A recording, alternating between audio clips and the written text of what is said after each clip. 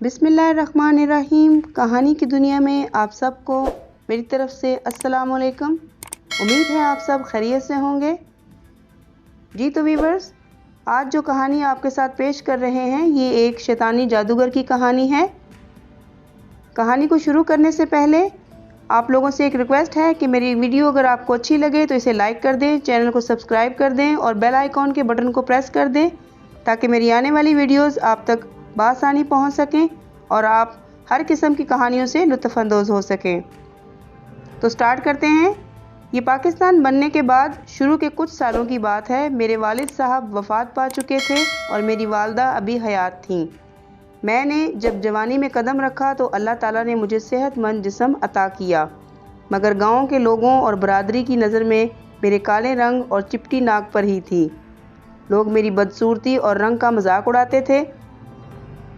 गांव की लड़कियों ने तो मेरे अजीब अजीब नाम रखे हुए थे, जिनमें काला कौवा, अफ्रीकी नस्ल का बंदर और काला लंगूर शामिल हैं। लोगों ने मेरा अंदर नज़र नहीं आता था जो कि खूबसूरत था। मेरे दिल में किसी किस्म की किसी के ख़िलाफ़ नफ़रत या कीना नहीं था।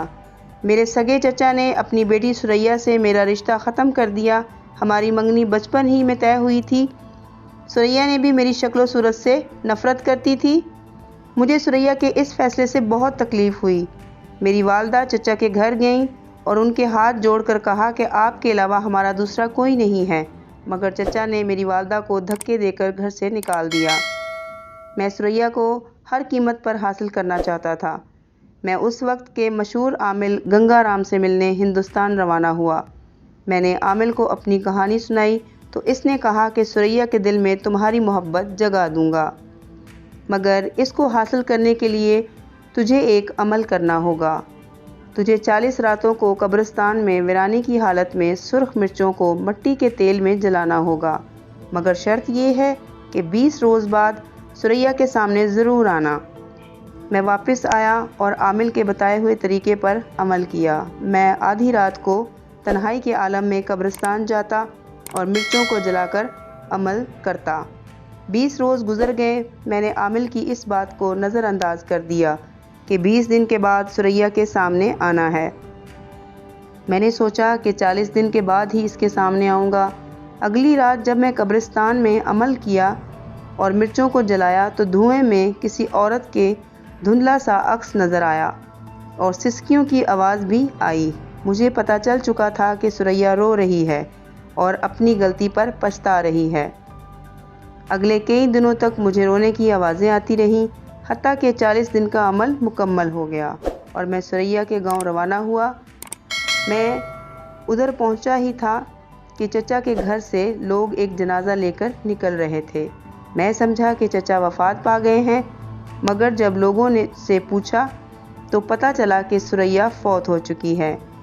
मेरे पैरों तले से ज़मीन निकल गई। जनाजे में शिरकत के बाद मैं अपनी बहन के घर चला गया तो बहन ने बताया कि सुरैया पिछले कई दिनों से बहुत ज़्यादा बीमार थी और किसी हकीम को इसकी बीमारी की समझ नहीं आ रही थी।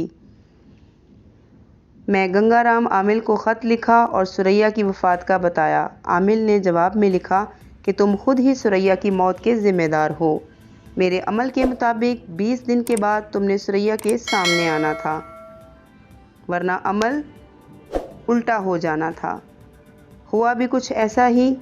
मुझे कई महीने सुरैया की मौत का सदमा रहा। जब वालदा के चेहरे की मायूसी की तरफ देखता तो मुझे अपना घर बसाने का दोबारा ख्याल आता। मैं गंगाराम के पास गया। इसने मुझे कुछ राख दी और कहा, जिस लड़की से तुम अब शादी करना चाहोगे इसके खाने में ये राख जो है इसको मिला देना। एक दिन मैं इरम के घर के सामने से गुज़रा तो इसके भाई ने मुझे कहा, अम्मी की तबीयत ठीक नहीं है, इन्हें हस्पताल लेकर जाना है, क्या आप इनको हस्पताल लेकर जाने में मेरी मदद करेंगे? इरम की अम्मी की तबीयत जब बेहतर हुई तो मैं वापस आकर इनके घर में दाखिल हुआ। घर में कोई मौजूद नहीं था तो मैंने इनके किचन में जाकर इनके सालन में थोड़ी सी राख डाल दी। काफ़ी दिनों के बाद इरम की वालदा ने मुझे अपने घर बुलाया और कहा, इरम का मेरे अलावा इस दुनिया में कोई नहीं है, तुम इरम का सहारा बन जाओ, इरम भी तुमको बहुत पसंद करती है। गंगाराम की इस राख का असर दिखना शुरू हो गया था। हमारी शादी हो गई और अल्लाह ताला ने हमें 2 बच्चों से नवाजा। शादी के 5 साल बाद हमारे घर में एक अजीब वाक़या होना शुरू हुआ। घर में खुद ब खुद आग का भड़कना शुरू हो जाता, कीमती अशिया जल जाती। बच्चे बहुत ज़्यादा खौफज़दा हो गए हुए थे और अपनी नानी के घर चले गए। मैं तीसरी बार गंगाराम के पास गया इस आग की वजह पूछने के लिए, मगर वहाँ जाकर पता चला कि वो मर चुका है और दूसरे किसी आदमी के पास इस मसले का कोई हल नहीं था। मैं परेशानी की हालत में वापस आया। रास्ते में ही था कि एक दरवेश ने मुझे परेशान देखकर रोक लिया और कहा, बदबख्त, जाकर नहा लो और अपने आप को पाक साफ कर कर मस्जिद के अल्लाह के हजूर गुनाहों की माफ़ी मांगो। मैं नहा धोकर मस्जिद में नमाज़ पढ़ी और अल्लाह से अपने गुनाहों की माफ़ी मांगी और सजदे में गिर गया। मस्जिद की सफ़ मेरे आंसुओं से गीली हो चुकी थी। जब सजदे में सर उठाया तो शाम हो चुकी थी। तब जाकर मुझे पता चला कि 3 घंटे मैं सजदे में रहा।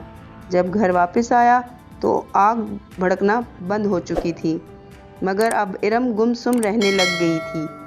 तिल्फ के ख़त्म होते ही अब मेरी शक्ल इसे नफ़रत होने लगी थी। कुछ दिन बाद वो मुझे छोड़कर अपनी माँ के घर चली गई। वालदा की वफ़ात के बाद मैं घर में तन्हा रहने लगा। मेरा मस्जिद से एक ताल्लुक़ कायम हो चुका था। मैं कई घंटे मस्जिद में रहता और अपने रब से बातें करता। अब मैं अपने रब का शुक्र अदा करता था कि मुझे उसने काली रंगत दी, लेकिन दिल उसने बहुत साफ़ और अल्लाह से लगाव वाला दिया। जी तो व्यूअर्स, आपको मेरी कहानी कैसी लगी मुझे कमेंट बॉक्स में ज़रूर बताइएगा। तो फिर मिलते हैं कल एक न्यूज़ कहानी के साथ। तब तक दुआओं में याद रखिएगा।